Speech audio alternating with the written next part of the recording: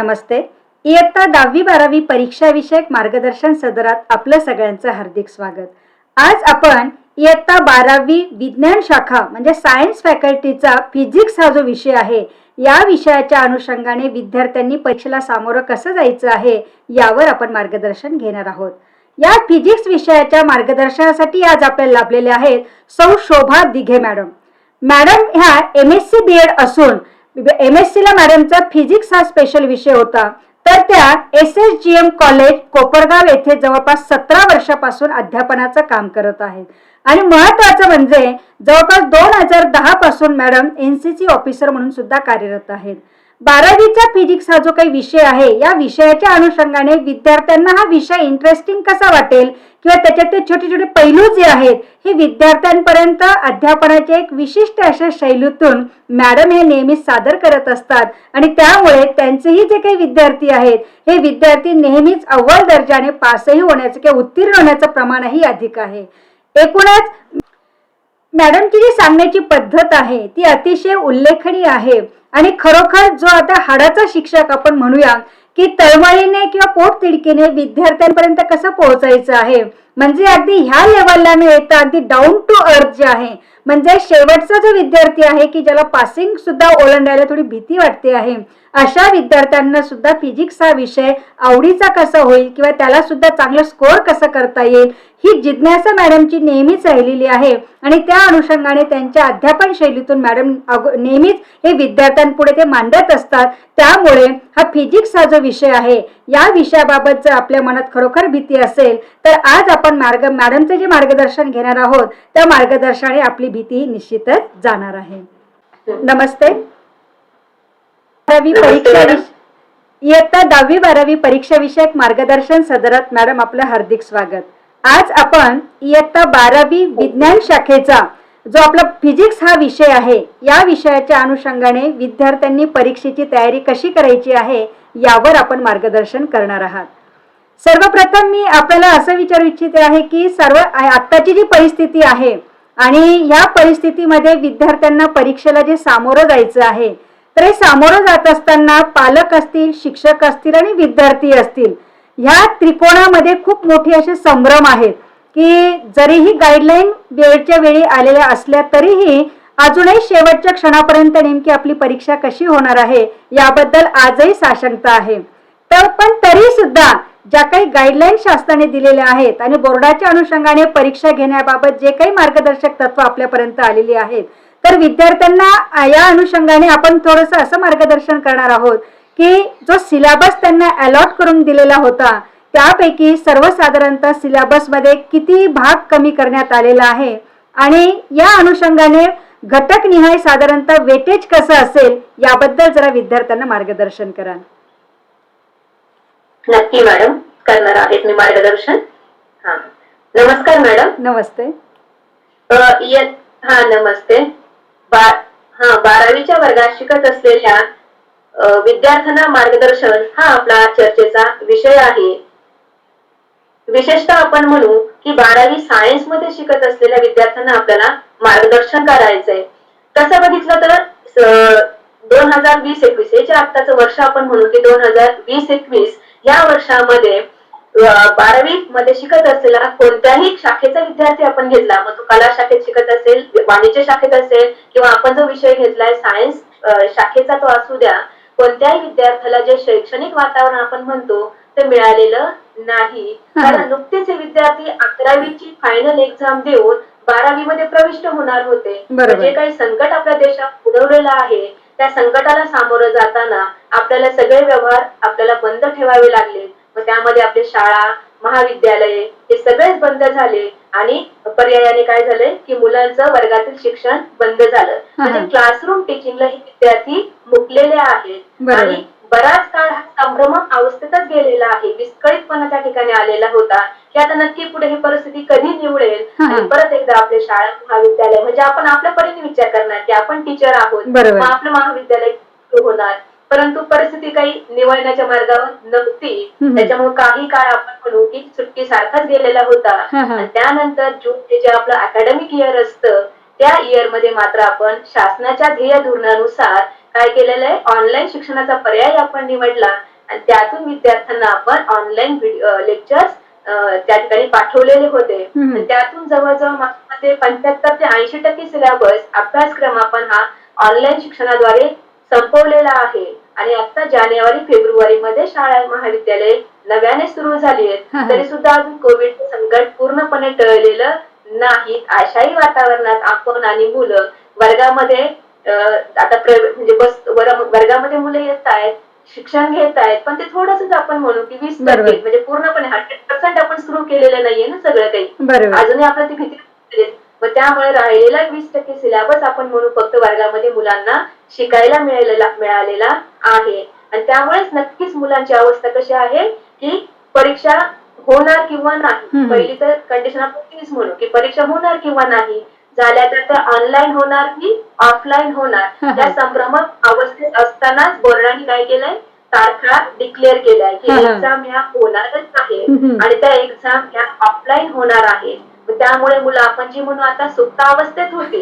कारण काय, काही कशाला नियमितता नसल्यामुळे कोणी त्या ठिकाणी आपण तेवढं जागरूक पाहिजे तेवढे जागरूक मुलं नव्हती. ऑनलाईन फक्त व्हिडिओ बघितले, पण लिखाणाचा जो सराव त्यांचा व्हायला पाहिजे होता तो अजिबातही झालेला नाही. आणि आता मुलं तारखा डिक्लेअर झाल्यानंतर मात्र त्या ठिकाणी आणखी भीतीदायक वातावरणामध्ये आहेत. या तेवढ्या कमी कालावधीमध्ये आपण वर्षभरात काही आपल्या हातून प्रॅक्टिस झालेली नाही, तर ती कशा पद्धतीने करायची आहे या भीती, काय म्हणू आपण, भीतीमध्ये मुलं आहेत. पण माझ्या मते मुलांनी न घाबरता परीक्षेला सामोरं जायचंय. कारण जरी बोर्डाने तारखा डिक्लेअर केलेल्या असतील तरी सुद्धा तेवढाच आधार देण्याचं काम सुद्धा बोर्डाने आपल्या शिक्षण मंडळाने केलेले आहे. मुलांसाठी वेळेचं नियोजन त्यांनी वाढवून दिलेलं आहे. त्यानंतर 25% सिलेबस आधीच रिड्यूस केलेला आहे. आणि त्यानंतर आपल्याला म्हणता येईल की प्रत्येक विषय वाईज त्यांनी काय केलेलं आहे, प्रश्नसंच तयार केलेले आहेत. त्या प्रश्नसंचामध्ये प्रत्येक टॉपिकचे क्वेश्चन त्यांनी इन्क्लूड केलेले आहेत. म्हणजे हा सुद्धा मुलांच्या दृष्टीने आपण काय म्हणूया पॉझिटिव्ह बाजू आहे, पॉझिटिव्ह पॉइंट आहे. म्हणजे मुलांना दिलासा देण्यासाठी, आधार देण्यासाठी ते महत्वाचं आहे. बरोबर. म्हणजे एकूणच विद्यार्थ्यांनी पण लक्षात घेणं गरजेचं आहे की आपल्यासाठी सगळे प्रयत्न करतायत. बोर्ड असेल, आपले शिक्षक असतील किंवा आपले आजूबाजूचे किंवा आपले आई वडील सुद्धा असतील, हे सगळे सातत्याने प्रयत्न करतात. फक्त आपणही मनाची तयारी जर ठेवली तर मला असं वाटतं की विद्यार्थ्यांना हे शिखर जे आहे हे गाठण्यासाठी किंवा खूप काही असं वेळ लागणार नाहीये. त्यांना ते हमखास यश हे मिळणार आहे असं म्हणायला हरकत नाहीये. तर साधारणतः आता 12वीच्या वर्गाच्या अनुषंगाने एकूण घटक किती होते आणि किती कमी करण्यात आलेले आहेत?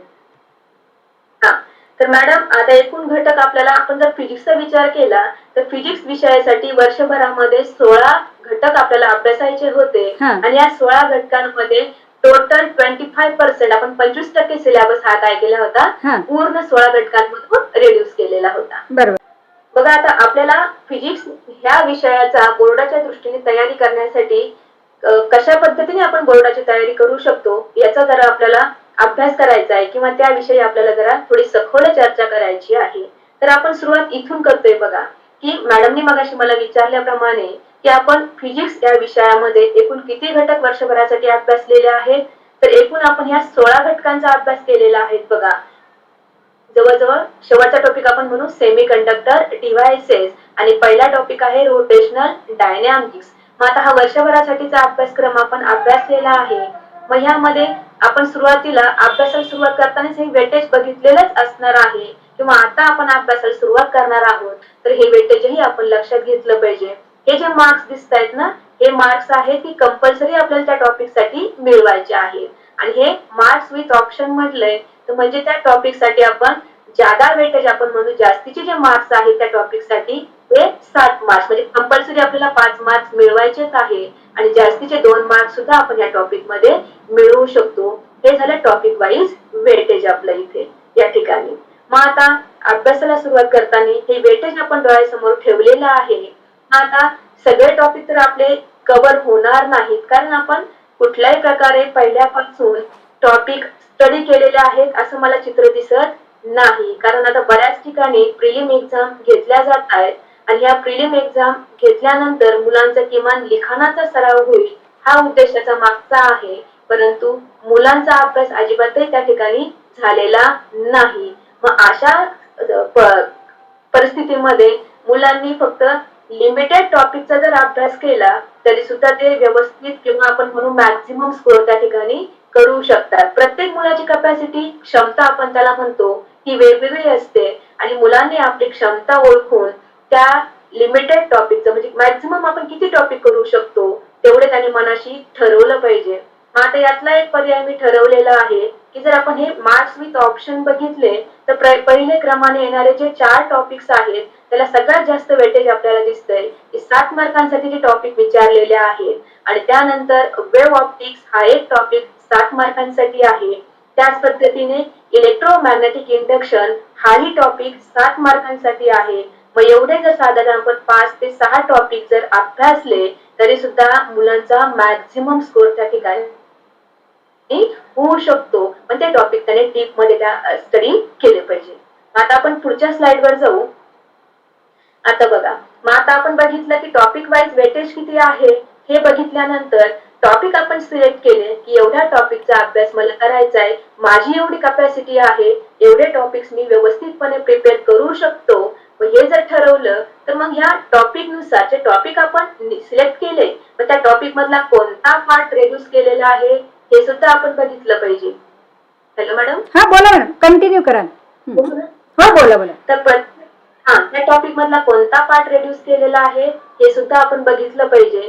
तेही आपल्याला बोर्डात दिलेलं आहे बघा. रोटेशनल डायनॅमिक्स म्हटलं तर त्यामध्ये आर्टिकल सहित दिलेलं आहे की ह्या नंबरचा आर्टिकल या वर्षापुरतं तरी आपल्याला स्टडी करायचं नाही, म्हणजे त्याला रेड्यूस सिलेबस मध्ये आपण टाकूया किंवा त्या पॉइंटला आपल्याला हातही लावायचा नाहीये की जेणेकरून तो वेळ आपण पुढच्या पॉइंट साठी पुढच्या टॉपिक साठी युज करू शकतो, कारण वेळ आपल्याकडे कमी आहे. म्हणजे टॉपिक वाईज वेटेज झाल्यानंतर रेड्यूस सिलेबस मी तुमच्या डोळ्यासमोर ठेवलेला आहे, म्हणजे विद्यार्थ्यांसमोर ठेवलेला आहे. आता बघा, हे जे टॉपिक्स आपल्याला दिसत आहेत, थर्मोडायनेमिक्स दिसतंय, ऑसिलेशन दिसतोय किंवा सुपरपोजिशन ऑफ वेव्हज आपण त्या ठिकाणी म्हणू की हाही जवळजवळ 6 मार्कचा टॉपिक आहे. पण ह्या टॉपिक मध्ये सुद्धा काय रेड्यूस केलेला आहे तर एक पॉइंट बघा, त्याला नंबर दिलाय म्हणजे आर्टिकल नंबर म्हटलाय 6.3 रिफ्लेक्शन ऑफ वेव्हज. या रिफ्लेक्शन मध्ये आपण ट्रान्सव्हर्स वेव्हचं रिफ्लेक्शन कसं होतं, लॉंजिट्युडनल वेव्हचं रिफ्लेक्शन कसं होतं किंवा कॅरेक्टरिस्टिक ऑफ साऊंड असतील आणि जे म्युझिकल इन्स्ट्रुमेंट वेगवेगळे गिटार वगैरे हे जे म्युझिकल इन्स्ट्रुमेंट आहेत ते आपल्याला या वर्षीसाठी स्टडी करायचे नाही. त्यांना आपण कशात टाकलंय, रेड्यूस सिलेबस मध्ये टाकलेलं आहे. ठीक. इथे सुद्धा बघा, आता शेवटपर्यंत आपण आलोय तर आता आणखी एखादा टॉपिक आपण बघितला तर इलेक्ट्रोमॅग्नेटिक इंडक्शन हाही तेवढाच मोठा टॉपिक आहे. इलेक्ट्रोमॅग्नेटिक इंडक्शन आणि एसी सर्किट्स हे जवळजवळ एकाच 2 टॉपिकाच्या मध्ये काय केलेलं आहे, मर्ज केलेलं आहे. मर्ज केलेलं म्हणण्यापेक्षा मी असं म्हणेन की इलेक्ट्रोमॅग्नेटिक इंडक्शनचा काही पार्ट हा एसी सर्किट मध्ये ऍड झालेला आहे आणि इलेक्ट्रोमॅग्नेटिक इंडक्शन हा टॉपिक आणखी थोडासा वाढवलेला आहे. म्हणजे इलेक्ट्रोमॅग्नेटिक इंडक्शन आणि एसी सर्किट हे 2 टॉपिक एकच टॉपिकचे भाग आहेत.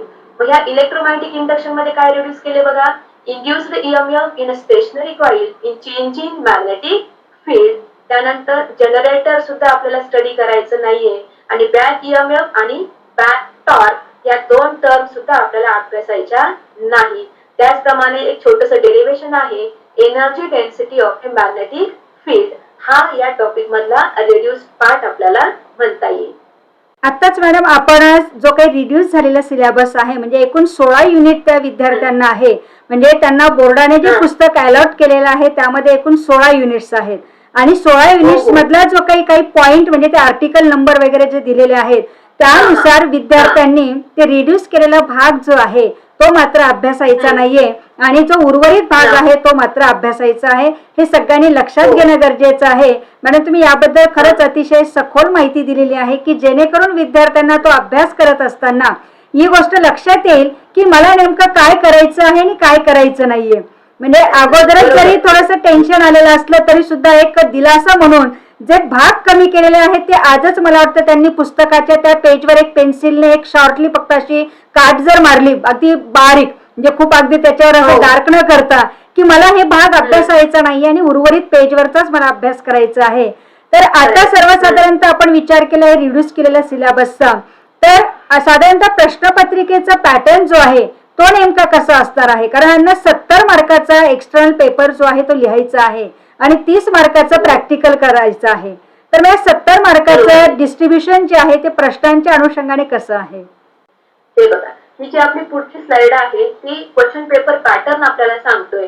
मग आता या वर्षी या 12वीच्या विद्यार्थ्यांनी कुठलीही एक्झामला ते सामोरे गेलेले नाहीत, म्हणजे त्यांच्यासाठी हा क्वेश्चन पेपर पॅटर्न सुद्धा मी काय म्हणेल नवीनच आहे.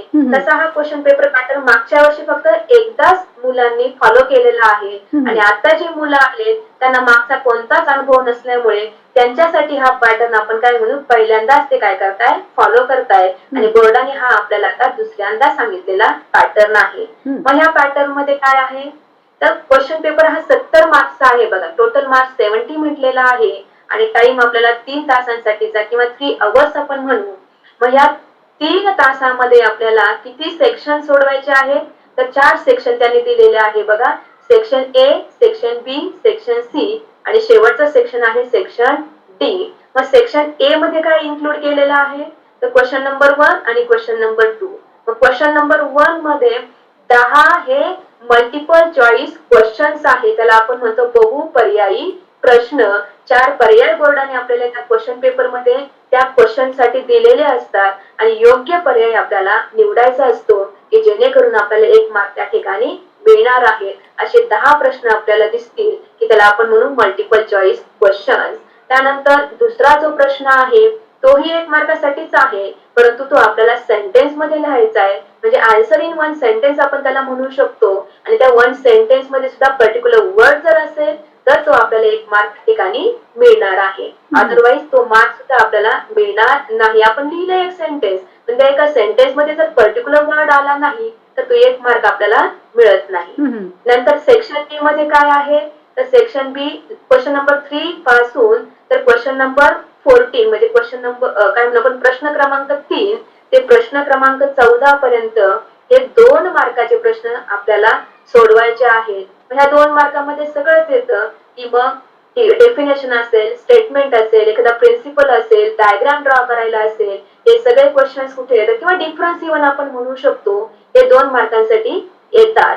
त्यानंतर सेक्शन सी आपण म्हणू, सेक्शन सी मध्ये question number 15 to question number 26 म्हणजे प्रश्न क्रमांक 15 ते प्रश्न क्रमांक 26 हे 3 मार्कांसाठी विचारले जाणार आहेत. त्यामध्ये सुद्धा डेरिव्हेशन्स असतील किंवा न्यूमरिकल्स असतील 3 मार्कांसाठी वेगवेगळ्या फॉर्म्युलावर बेस्ड असलेली हे या 3 मार्काच्या प्रश्नांमध्ये इन्क्लूड केलेले असतात.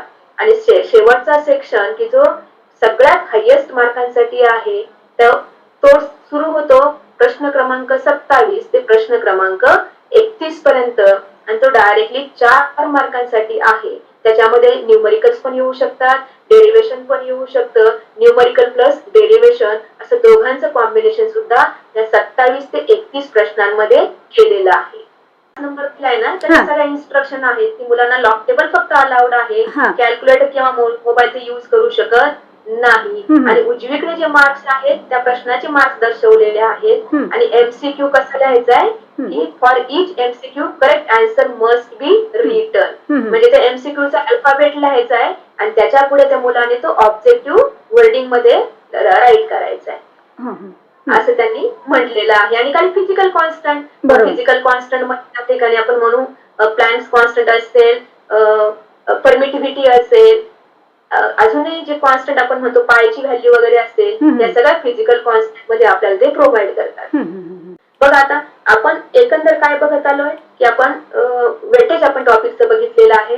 वेटेज बघितल्यानंतर आपण आपल्या मनाशी ठरवलंय की माझी कॅपॅसिटी नुसार एवढे टॉपिक्स मी प्रिपेअर करणार आहे एक्झाम पुरते, तरी थेरी एक्झाम पुरते आपण म्हणू. आणि हे जे मी सांगितलंय की लिमिटेड टॉपिकचा स्टडी करा हे मी सर्वसामान्य मुलांचा विचार करून सांगितलेलं आहे की जेणेकरून कमी वेळामध्ये जास्तीत जास्त मार्क्स ते मिळवू शकतात. एंट्रन्स एक्झाम असेल, JEE म्हणू आपण किंवा नीट म्हणू किंवा इव्हन महाराष्ट्र सीईटी जरी असेल तर त्यासाठी मात्र मुलांना प्रत्येक टॉपिक हा थरली स्टडी करावा लागणार आहे. पण तो नंतरचा भाग आपण म्हणू.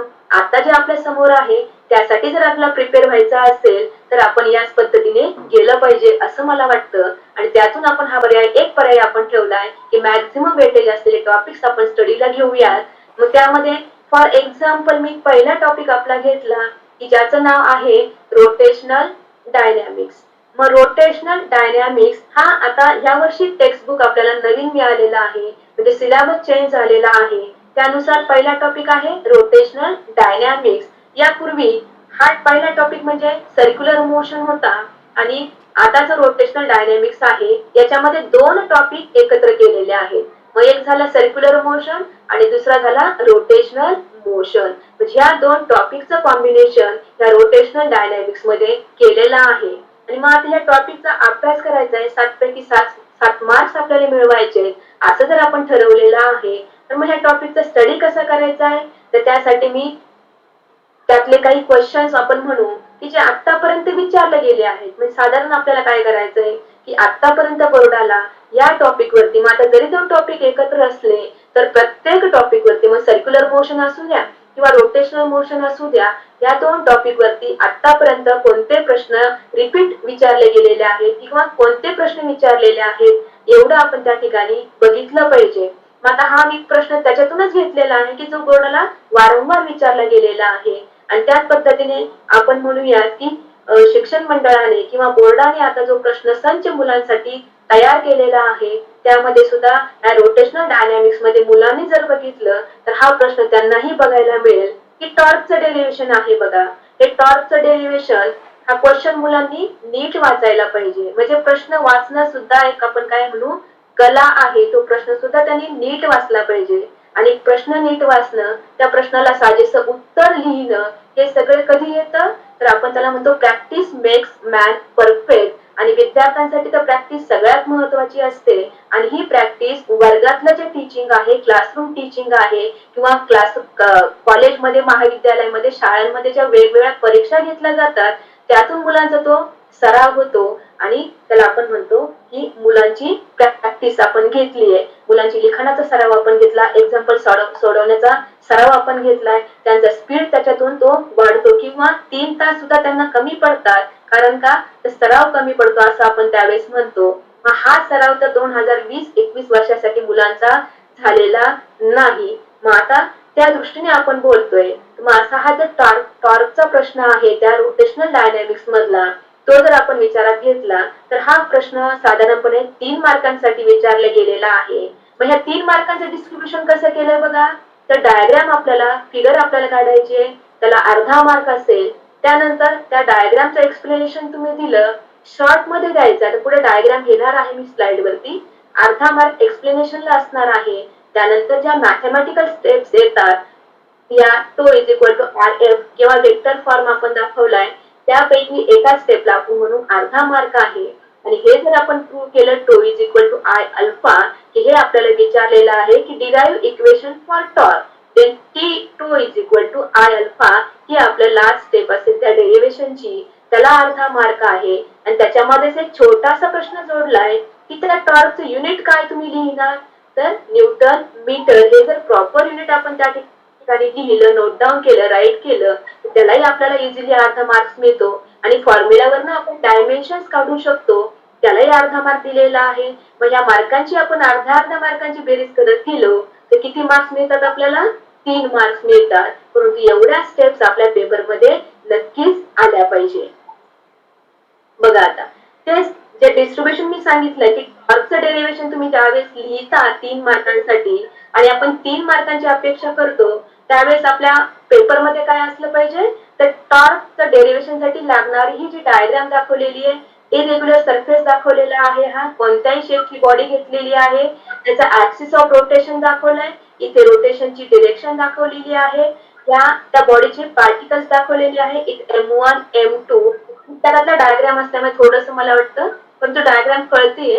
M1 M2 आणि इथे आपण म्हणू Mn म्हटलेलं आहे. हे नंबर ऑफ पार्टिकल्स त्या बॉडीचे दाखवले आणि हे अँग्युलर ऍक्सलरेशन अल्फा या ठिकाणी नोट डाऊन केले. म्हणजे अशी डायग्राम आपण रिप्रेझेंट केली पाहिजे, तर त्या डायग्रामला आपण अर्धा मार्क किंवा इव्हन 1 मार्क सुद्धा आपण, म्हणजे डिस्ट्रीब्युशन वेगवेगळं असू शकतं, परंतु याप्रमाणे डायग्राम असेल तर डायग्रामचा मार्क आपला कोणीही कट करणार नाही.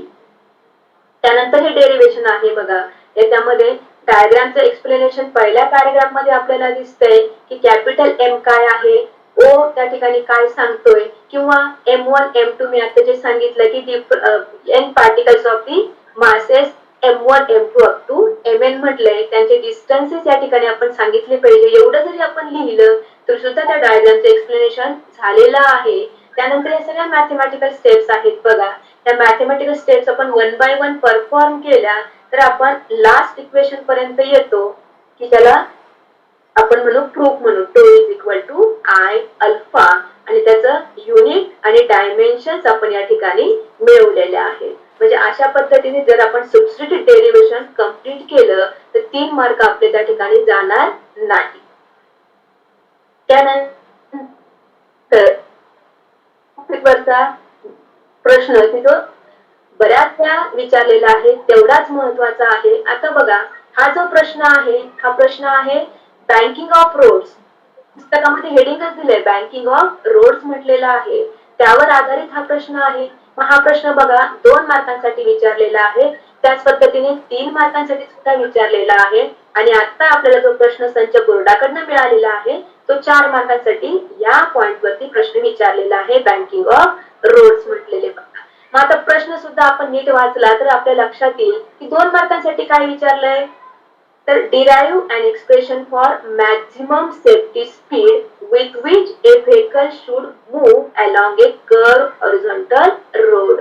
म्हणजे मॅक्झिमम स्पीड त्यांनी फाइंड आउट करायला सांगितलंय की त्या स्पीडने हॉरिझॉन्टल कर्व रोड वरती आपण इझिली काय करू शकतो, एखादं व्हेकल चालवू शकतो. हे डेरिव्हेशन आपल्याला काढायचंय. आणि त्या बँकिंग ऑफ रोडचं जे डेरिव्हेशन आपल्याला मिळालंय, इक्वेशन आपल्याला मिळालंय किंवा वेलॉसिटीचं इक्वेशन मिळालंय, त्याचे महत्व आपण म्हणू, त्याला म्हटलंय सिग्निफिकन्स ऑफ दॅट इक्वेशन. एवढं आपल्याला 2 मार्कांसाठी लिहायचंय. तेच 3 मार्कांसाठी फक्त वेगळ्या पद्धतीने मांडले त्यांनी, म्हणजे भाषा त्यांनी काय म्हणू किंवा त्याची वाक्यरचना आहे ती थोडीशी वेगळी आहे. Obtain an expression for safety speed with which a vehicle can be safely driven. Marks पण बदललेले आहेत बघा. तोच प्रश्न 2 मार्कांसाठी विचारला जातो, तोच प्रश्न 3 मार्कांसाठी विचारलेला आहे. आणि आता इथे 4 मार्कांसाठी विचारलंय तर डायरेक्ट त्याने सेंटेन्स कसं वापरलंय बघा, show that the angle of banking is independent of mass of vehicle. हे किती मार्कांसाठी झालं, 4 मार्कांसाठी झालं. मग हे 4 मार्कांचं, 3 मार्कांचं किंवा 2 मार्कांचं डिस्ट्रीब्युशन कसं आहे, फक्त पॉइंट्स तेच आले पाहिजे, फक्त त्या पॉइंटला वेटेज फक्त काय असेल, जास्त असेल. आता 2 मार्कांसाठी असेल तर बघा डायग्राम आपण 30 ड्रॉ करणार आहोत, पण मार्क्स किती झाले, अर्धा झाला. 30 डायग्राम आपण ड्रॉ केली तर 3 मार्कांसाठी हा प्रश्न विचारलेला असेल तर डायरेक्टली आपण 1 मार्क कशाला म्हणतो, डायग्रामला म्हणतो. आणि 4 मार्कांसाठी असेल तर तिथे डायग्रामला पूर्णपणे 1 मार्क दिला गेलेला आहे. त्यानंतर 2 फोर्सेस त्या बॉडीवरती ऍक्ट होणारे आपण जर प्रॉपर सांगितले तर अर्धा मार्क इथे आहे. 2 मार्कांच्या वेटेज मध्ये म्हणून ज्यावेळेस 2 मार्कांसाठी तो प्रश्न विचारलेला असेल त्यावेळेस 2 फोर्सेस सांगू आपण तर त्याला फक्त अर्धा मार्क मिळेल. आणि तेच 2 फोर्सेस आपण 3 मार्कांच्या प्रश्नामध्ये व्यवस्थित मांडले तर त्यालाच आपल्याला 1 मार्क मिळणार आहे. आणि 4 मार्कांसाठी सुद्धा त्या स्टेपला 1 मार्क असणार आहे. म्हणजे प्रश्न तोच आहे, फक्त गुणदान कसं केलेलं आहे, कमी अधिक मार्काने त्या ठिकाणी गुणदान आपल्याला केलेलं दिसतं. आणि प्रश्न जर आपण नीट वाचला तर तेवढ्यापर्यंतच तो प्रश्न आपल्याला अटेम्प्ट करता आला पाहिजे. आता 3 मार्कांसाठी त्यांनी काय विचारलंय, तर मॅक्झिमम सेफ्टी स्पीड आपल्याला त्यांनी विचारलेला होता. आपण व्ही पर्यंतच येऊन थांबायचंय. v is equal to under square root rg tan theta. याच्या पुढे सुद्धा डेरिव्हेशनचा पार्ट आहे, पण त्याची आवश्यकता नाहीये.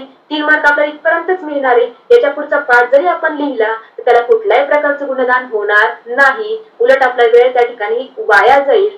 म्हणून आपण प्रश्न सुद्धा नीट वाचायचा, त्याच्या अनुषंगाने तेवढंच उत्तर आपण त्या ठिकाणी लिहिलं पाहिजे. आणि 4 मार्क असेल तर त्यांनी तिथं म्हटलंच आहे बघा, शो दॅट, काय दाखवायला सांगितलं त्यांनी, की अँगल ऑफ बँकिंग, इथं बघा मी थोडस कोपऱ्यात लिहिलंय की अँगल ऑफ बँकिंग हा थीटा या सिम्बॉलने सांगितलाय. आणि हा अँगल ऑफ बँकिंग मासवर, म्हणजे त्या बॉडीच्या मासवर, त्या व्हेकलच्या मासवर अजिबातही डिपेंड नाही, हे त्यांनी आपल्याला प्रूव्ह करायला सांगितलंय. आणि मग शेवटचं इक्वेशन त्या जे प्रूव्ह करायचं ते कोणतं असेल, तर theta is equal to tan inverse of v square upon r g, ही आपली शेवटची स्टेप असली पाहिजे. मग त्या इक्वेशन मध्ये आपण v equal to under square root r g tan theta पर्यंत थांबून चालणार नाही, कारण त्याच्या पुढची स्टेप म्हणजे काय असेल, अँगल ऑफ बँकिंग, तो जर आपल्या डेरिव्हेशन मध्ये येत नसेल तर पुढचा 1 मार्क आपल्याला मिळणार नाही.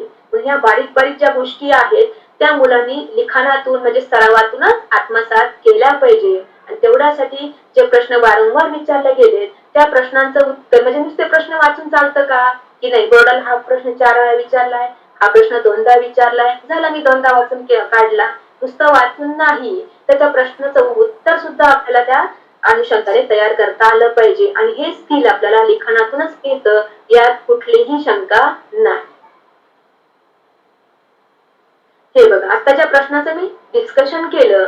मी म्हटलं की डायग्राम 1 मार्कासाठी अर्धा मार्क विचारली जाईल. तर ही डायग्राम आपण दाखवली बघा. हे व्हेकल आहे, तर हॉरिझॉन्टल रोडवर चालतंय.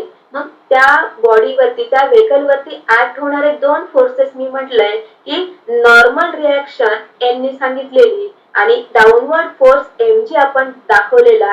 हे 2 फोर्स आपण सांगितले पाहिजे की ज्याला अर्धा मार्क असेल किंवा कमीत कमी 1 मार्क असेल. हीच डायग्राम इकडे आणखी सिम्प्लिफाय केलेली आहे बघा, की हा जो फोर्स आहे एन नॉर्मल रिॲक्शन आपण त्याला म्हणतोय, त्याचे 2 कंपोनंट सुद्धा आपण दाखवले पाहिजे, एन कॉस थीटा आणि एन साइन थीटा. हे तेवढ्याच महत्वाचे आहे की त्यांचं रिझोल्युशन केलेलं आपण त्याला म्हणतो रिझोल्युशन ऑफ दॅट फोर्स म्हटलंय, विच इज नॉर्मल रिॲक्शन. आणि डाऊनवर्ड डिरेक्शन असलेला जो फोर्स आहे एम जी हा कोणत्या कंपोनंटने बॅलन्स केलाय, एन कॉस थीटाने. हे त्या डायग्राम मध्ये स्पष्ट दिसतंय. मग अशा डायग्रामला आपल्याला 1 मार्क द्यायला काहीच हरकत नाहीये, ते क्लिअर त्याच्यामध्ये असलं पाहिजे. यामध्ये N sine theta N cos theta जरी तुम्ही चुकीचं लिहिलं म्हणजे रिव्हर्स केलं, एन कॉस थीटाच्या जागेवर एन साइन थीटा लिहिला किंवा एन साइन थीटाच्या जागेवर एन कॉस थीटा लिहिला तरी त्या डायग्रामला कुठलाही अर्थ उरत नाही. हे विद्यार्थ्यांनी लक्षात ठेवायचे. आणि ह्याच बारीक बारीक गोष्टी आपल्याला एका एका टॉपिक साठी फॉलो करायच्या आहेत. म्हणून आपण म्हणूया की ठराविक टॉपिकचा अभ्यास आपण कमी वेळामध्ये करणार आहोत. हे डेरिव्हेशन आहे पुढचं. त्याच्यामध्ये बघा एम जी हा जो फोर्स मी म्हटला डाऊनवर्ड डिरेक्शननी, ही नॉर्मल रिॲक्शन एक फोर्स आहे. आणि नंतर एन जो आहे तो आपण इथे रिझॉल्व केलेलं दाखवलं बघा, एन कॉस थीटा आहे, एन साइन थीटा आहे. हे जे मेन पॉइंट्स आहे ना हे त्याच्यामध्ये आलेच पाहिजे. एन कॉस थीटा दिसला पाहिजे, एन साइन थीटा दिसला पाहिजे, एम जी आणि एन हे सुद्धा प्रामुख्याने आलेच पाहिजे. डायग्राम मध्ये तर दिसतात पण एक्सप्लेनेशन डायग्रामचं करताना सुद्धा हे पॉइंट्स आपल्याकडनं विसरायला नको. हा सेंट्रिपेटल ऍक्सलरेशन आहे. त्यानंतर हे डायग्रामचं एक्सप्लेनेशन हे नाही आलं तरी चालेल, परंतु बघा सॉरी इथं मी म्हटलं की वेट एम जी आणि नॉर्मल रिलेशन इथं सेंटेन्स मध्ये त्यांनी दिलेले आहे आणि इथं फॉर्म्युलेच्या स्वरूपात म्हणजे सिम्बॉलच्या स्वरूपात त्यांनी एम जी काय आहे एन काय आहे ते नोट डाऊन केलं किंवा दिलेलं आहे आपण म्हणून. आणि हे 2 पुढचे सेंटेन्स मध्ये म्हणजे एक्सप्लेनेशन मध्ये आपण या पद्धतीने ते रिप्रेझेंट करू शकतो. इथं एफ कॉस थिटा म्हटलंय, एफ साइन थिटा म्हटलंय. त्यानंतर नॉर्मल रिॲक्शन एफ कॉस थिटाच्या along N cos theta, F sine थिटाच्या अलॉंग एन साइन थिटा. आणि त्यानंतर लास्ट स्टेप पर्यंत आपण आलो तर जे आपल्याला म्हटलं की 3 मार्कांच्या प्रश्नामध्ये आपल्याला हे इक्वेशन आपल्याला प्रूव्ह करायचं होतं, VS which is called as most safe speed and it is equal to under square root rg tan theta. म्हणजे अशा पद्धतीने आपण त्या स्टेप्स फॉलो केल्या मागच्या स्लाइड मधल्या आणि इथपर्यंत आलो तर आपल्याला 3 मार्क्स मिळणार आहेत. आणि 4 मार्कांचा जो क्वेश्चन आहे त्याच्यामध्ये आपल्याला बँकिंग अँगल आपण म्हणतो तो हा banking angle theta is equal to tan inverse of b square upon rg. इथपर्यंत आपल्याला यायचंय आणि त्याचं सिग्निफिकन्स आपल्याला सांगायचंय की हा जो स्पीड आपल्याला मिळालेला आहे या स्पीडमुळे आपल्याला व्हेकल रोडवरती सेफली आपण ड्राईव्ह करू शकतो. म्हणून आपण याला सुद्धा म्हणू शकतो ऑप्टिमम स्पीड म्हटलेला आहे. That means we obtain optimum speed from the banking of roads. म्हणजे बँकिंग ऑफ रोड्स मुळे आपल्याला ऑप्टिमम स्पीड मिळू शकतो की त्या स्पीडने आपल्याला एखादं व्हेकल सेफली ड्राईव्ह करता येतं. हे झालं त्या इक्वेशनचं इम्पॉर्टन्स, सिग्निफिकन्स. आणि त्याच पद्धतीने बघा अँगल ऑफ बँकिंग जो आहे याच्यामध्ये सुद्धा एम कुठेही दिसत नाहीये. That means that angle of banking is independent of the mass of that vehicle which is also the important significance of that banking of roads. म्हणजे बँकिंग ऑफ रोड्स याचं significance महत्व का बरं करायचं, अँगल ऑफ बँकिंग काय करायचं, तर या 2 गोष्टी आपण म्हणतो की सेफली आपण व्हेकल ड्राईव्ह करू शकतो किंवा कुठल्याही प्रकारे ते बॉडी त्या व्हेकलचं मास किती आहे याच्यावरती त्या रोडवरनं चालणं डिपेंड असणार नाही. Therefore, this is the significance or importance of that and the banking of roads. Next असाच एक क्वेश्चन मी घेतलेला आहे. आता इथं फक्त थोडक्यात मी सांगेल की हा सुद्धा क्वेश्चन जो आहे derive an expression for the difference in tensions at highest and lowest position for a particle performing vertical circular motion. Vertical circular motion मध्ये हायेस्ट पोझिशनला आणि लोएस्ट पोझिशनला एखाद्या ऑब्जेक्ट वरती ऍड झालेलं जे टेन्शन आहे त्यांच्यातला डिफरन्स आपल्याला दिलेला आहे बघा. हा प्रश्न आपल्याला आधी असा समजून घेता आला पाहिजे. तोच प्रश्न परत एकदा विचारलेला आहे, फक्त वर्डिंग त्याच्यामध्ये त्यांनी अडवलेला आहे. बाकी खालचा इथला डेरिव्हेशन इथं बघितलं तर हा क्वेश्चन आणि हा वरचा क्वेश्चन दोन्ही सारखेच आहेत. इथे सुद्धा हा 3 मार्कांसाठी विचारलेला प्रश्न आहे. त्यामध्ये T1 आला पाहिजे, that means tension at highest position. T2 हे जे टेन्शन आहे ऍट लोएस्ट पोझिशन आणि T2 मायनस T1 आपल्याला सांगतंय की टेन्शन डिफरन्स इन टेन्शन हे आपल्याला फाइंड आउट करायचंय. मग हा T2 मायनस T1 आणि मॅथमॅटिकल स्टेप्स कंप्लीट केल्यानंतर शेवटची स्टेप आपली काय असली पाहिजे, T2 minus T1 is equal to 6 mg. हे जर आपलं शेवटची स्टेप व्यवस्थित आपण पूर्ण केली असेल तर अशा पद्धतीने अर्धा मार्कांचं डिस्ट्रीब्युशन होऊन आपल्याला टोटली किती मार्क्स मिळतील, 3 मार्क्स मिळतील. आणि हे प्रश्न सुद्धा मी सिलेक्टिव्ह त्या ठिकाणी घेतलेले आहेत की हे बऱ्याच वेळा रिपीट झालेले आहेत, तेवढाच महत्वाचे आहेत. आणि हे जर डेरिव्हेशन्स आपण तयार केली तर ऑटोमॅटिक त्याच्यावरती आलेले जे फॉर्म्युले आहे, आता आपण बघितलं बँकिंग ऑफ रोडचा फॉर्म्युला, अँगल ऑफ बँकिंग, हे फॉर्म्युले आपले ऑटोमॅटिकली तयार झालेले आहेत. तसं difference in tension, tension at top most position, tension at lower position, हे ऑटोमॅटिकली आपले फॉर्म्युले काय झालेले आहेत, तयार झालेले आहेत. म्हणजे हा एक बेनिफिट आपल्याला मिळतोय की फॉर्म्युले आपले त्या ठिकाणी तयार होत जातात, डेरिव्हेशन पण तयार होतात आणि फॉर्म्युले आपल्याला न्यूमरिकल सॉल्व्ह करण्यासाठी आपल्या ब्रेन मध्ये फिक्स होतात. ही डायग्राम बघा, जी म्हटलंय हा ऑब्जेक्ट टॉप मोस्ट पोझिशनला असेल तर त्यावरती ऍक्ट होणारं टेन्शन आहे ते T1 म्हटलंय. इथं पण दाखवलेलं आहे बघा, tension in the string when object is at A. म्हणजे असं क्लॅरिटी आपल्या डायग्राम मध्ये असली पाहिजे, एक्सप्लेनेशन मध्ये असली पाहिजे. आणि ती क्लॅरिटी मिळवायची असेल तर परत एकदा मी म्हणेन की प्रॅक्टिसच आपली झाली पाहिजे. लिखाणाची जी प्रॅक्टिस आहे ती आपली झालीच पाहिजे. डायग्राम ड्रॉ करण्याची जी प्रॅक्टिस आहे ती आपली झालीच पाहिजे. हा T1 आपल्याला दिसतोय, हा T2 आपल्याला दिसतोय आणि T1 आणि T2 काय आहे हे आपण बघितलं की लोएस्ट आहे आणि ही टॉप मोस्ट पोझिशन आहे. इथं आपल्याला कुठलंही टेन्शन त्या ठिकाणी काढायचं नाहीये, फक्त 2च पोझिशन सांगितलंय. या पद्धतीने आपली डायग्राम असली पाहिजे. त्यानंतर हे डायग्रामचं लेबलिंगच आहे अजून थोडस. T2 इथे दिसते बघा, tension in the string when object is at P position, that means lowest position. आणि mg हे काय, डाऊनवर्ड डिरेक्शन किंवा इथं म्हटलंय weight of object tied at end of massless inextensible string आहे. म्हणजे ऑब्जेक्टचं मास आहे mg त्यांनी म्हटलंय. आपण डायग्राम बघितली आणि त्या डायग्राम नुसार आपण डायग्राम मध्ये दाखवलेलं की T2 हे काय आहे, टेन्शन आहे when object is at lower position, lowest position. T1 is the tension at when object is at highest position. आणि मग हा T2 आपण फॉर्म्युलाच्या स्वरूपात फाइंड आउट केलेला आहे, T1 आपण फॉर्म्युलाच्या स्वरूपात फाइंड आउट केलाय. आणि मग दोन टेन्शन मधला डिफरन्स आपण इथे दाखवलाय T2 मायनस T1. हे इक्वेशन आपलं जर असेल त्या डेरिव्हेशन मध्ये तर त्या स्टेपला सुद्धा आपण मार्क अर्धा किंवा 1 मार्क दिलेला आहे. शेवटी potential energy plus kinetic energy यांचा उपयोग करून आपण त्या डेरिव्हेशन मध्ये थोडंसं मॉडिफिकेशन केलं तर आपल्याला फायनल स्टेप काय मिळाली, T2 minus T1 is equal to 6 mg. आणि हा आपला प्रूफ आहे, ते आपल्याला प्रूव्ह करण्यासाठी विचारलेला आहे. आणि इथपर्यंत आपण आलोय तर 3 मार्काचा प्रश्न आपण काय केलाय, अर्धा मार्कांमध्ये किंवा अर्धा मार्क मिळवत आपण 3 मार्क त्या ठिकाणी कंप्लीट केलेले आहे. त्यानंतर हा एक आणखी त्यातला तेवढाच महत्वाचा प्रश्न मी म्हणेल की कोनिकल पेंडुलम हा आपल्याला स्टडीसाठी आहे, अभ्यासासाठी आहे. मग कोनिकल पेंडुलमची फक्त जर डायग्राम आपल्याला काढायला विचारली तर त्यासाठी 2 मार्क्स आहेत.